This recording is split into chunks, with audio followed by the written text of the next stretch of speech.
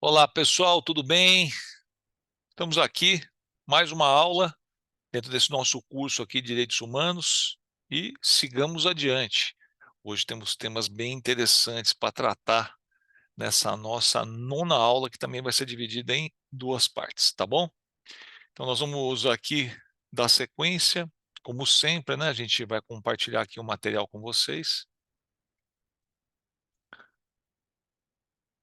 e dar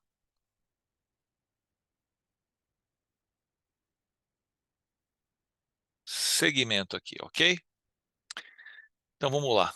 Pessoal, não esquece, tá? Eu sei que eu sou repetitivo, me dá um desconto aí. Não esquece de fazer a tua inscrição no canal, deixa o teu curtir, deixa o teu comentário, tua dúvida, pode criticar também se quiser, divulga com seus conhecidos, tá bom? É isso aí. Ajuda a fortalecer esse espaço.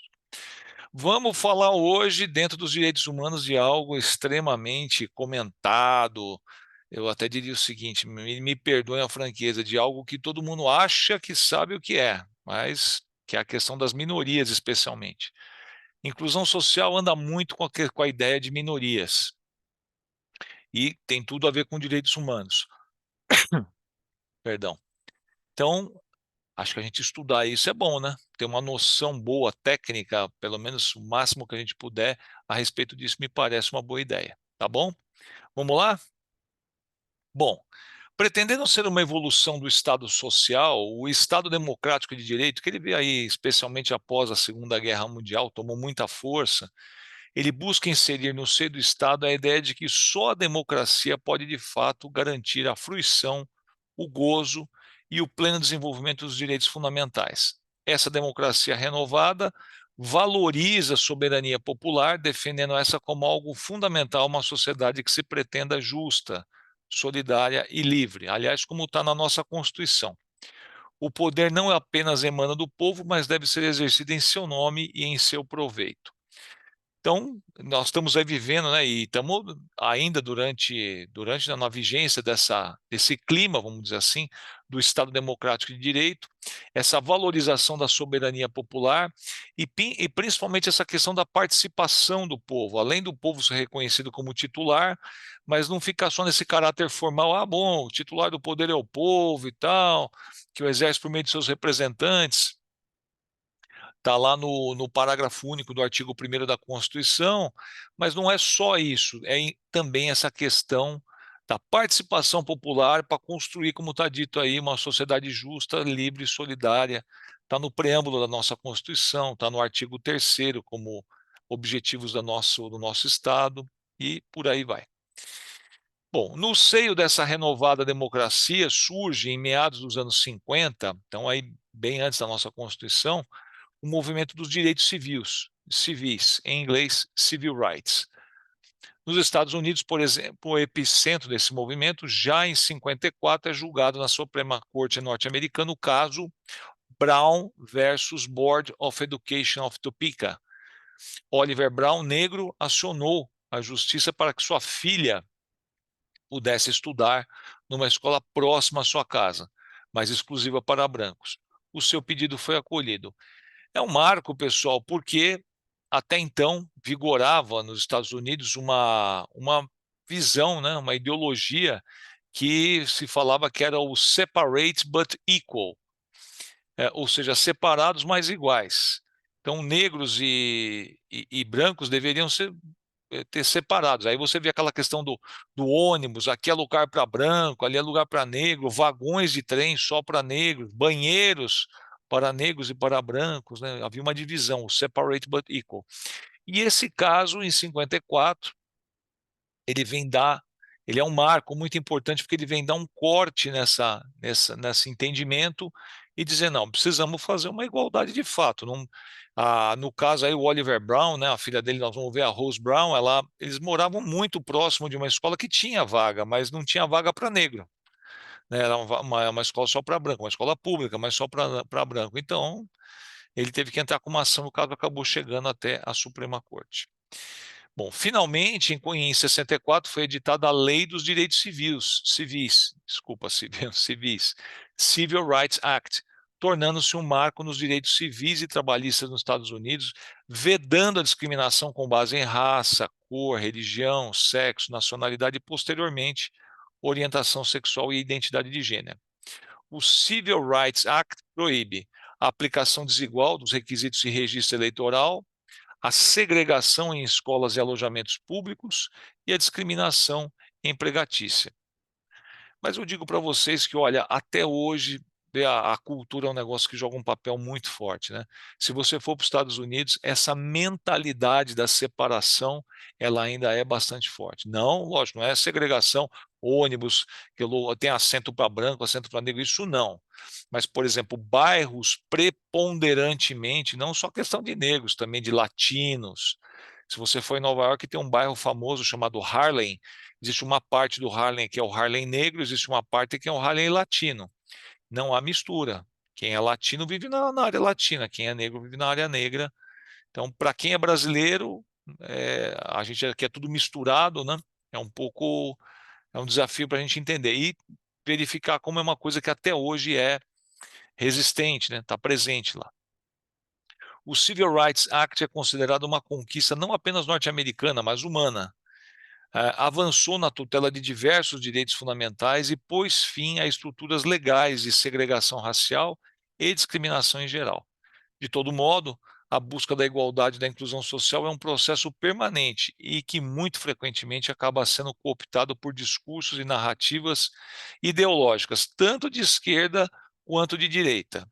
Então você vê, aliás, não só em relação a essa questão da inclusão social, em relação a muitas outras coisas, a gente está vivendo, aí seria papo para um outro vídeo, essa questão da deterioração do debate público por essas questões de direita e esquerda que acabou dando uma desgastada em algo que a gente não pode perder, que é a capacidade de análise, pouco importa se de esquerda ou de direita, analisar os fatos.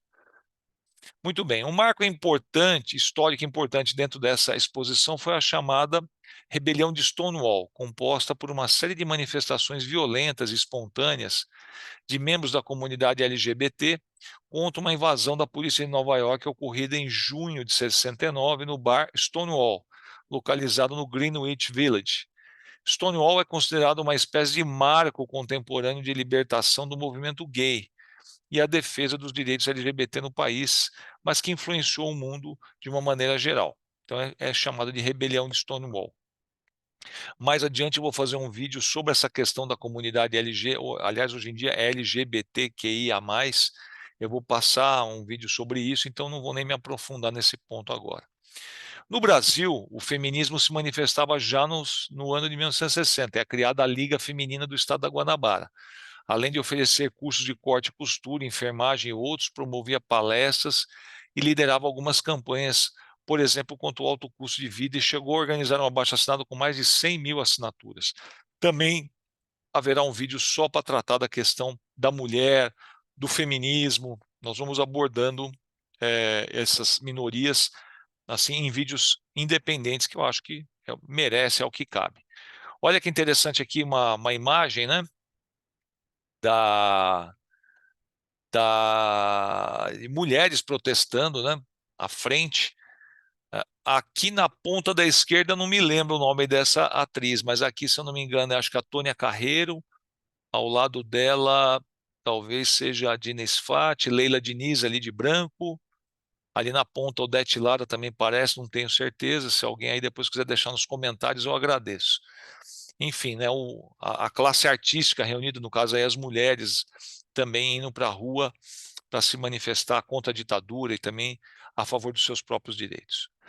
Focando no Brasil, somos uma sociedade que a todos acolhe, né? Essa é uma máxima que tem aqui entre nós, né? De fato, o Brasil é o segundo país no mundo que mais acolhe refugiados, dados para 2023. É, contudo, também uma sociedade bastante desigual.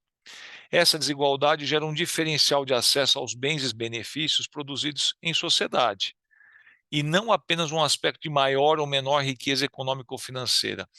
Veja, quando a gente fala bens produzidos em sociedade, não são só bens materiais, não é carro, casa, roupa, não é isso. Os bens produzidos é tudo, né? Por exemplo, acesso à educação é um bem social produzido. Acesso ao crédito, Então, às vezes, para uma minoria é mais difícil acessar um crédito do que para uma integrante de uma maioria. Então, isso também tem a ver com essa questão aí da desigualdade. Há um instrumento para medir a desigualdade num país, o chamado índice Gini, ou coeficiente de Gini, ferramenta que contempla distribuição de riqueza e renda, bem como o nível educacional, sendo mais completa do que o PIB, ou renda per capita, por exemplo. Quanto mais próximo de zero, melhor. O Brasil, em 2018, possuía 0,539 de índice Gini, colocando em sétimo lugar entre os 10 países mais desiguais do mundo.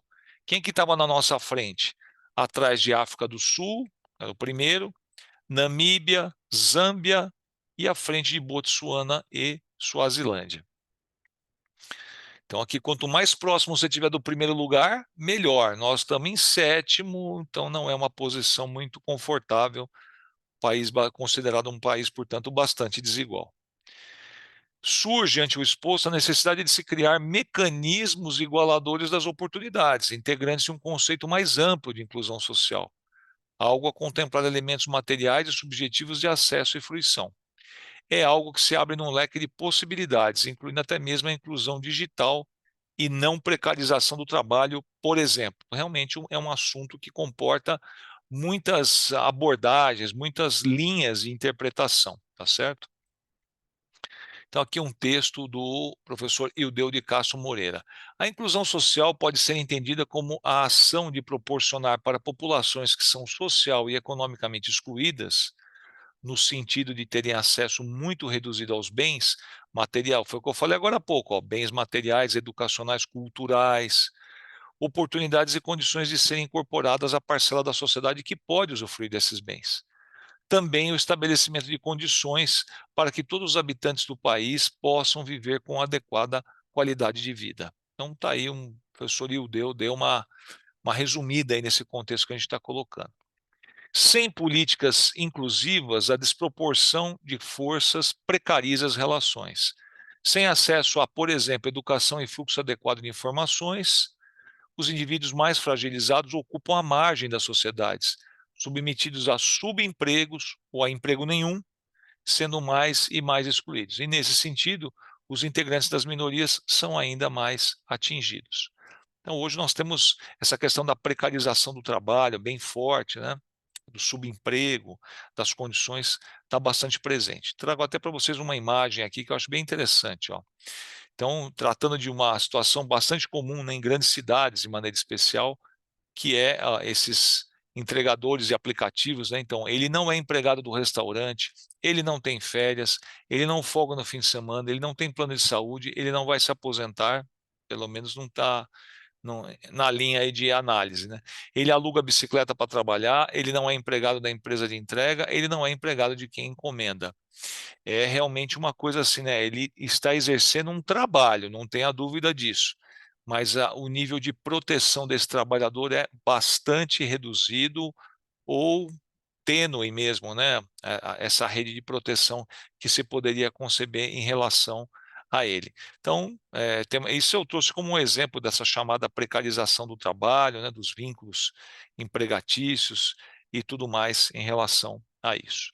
Pessoal, mais uma vez aqui, ó, seguindo a nossa tradição, eu vou parar essa aula por aqui, a gente prossegue numa segunda parte e agradeço a sua atenção até aqui dispensada. Não esqueça de se inscrever no canal, dar o seu curtir, deixa o teu comentário, tua pergunta, pode deixar aí uma questão, uma dúvida que você ficou, um comentário que você queira fazer e seguimos adiante. Divulgue entre os seus amigos essa iniciativa para a gente disseminar esse espaço aqui de divulgação, tá bom? De conhecimento.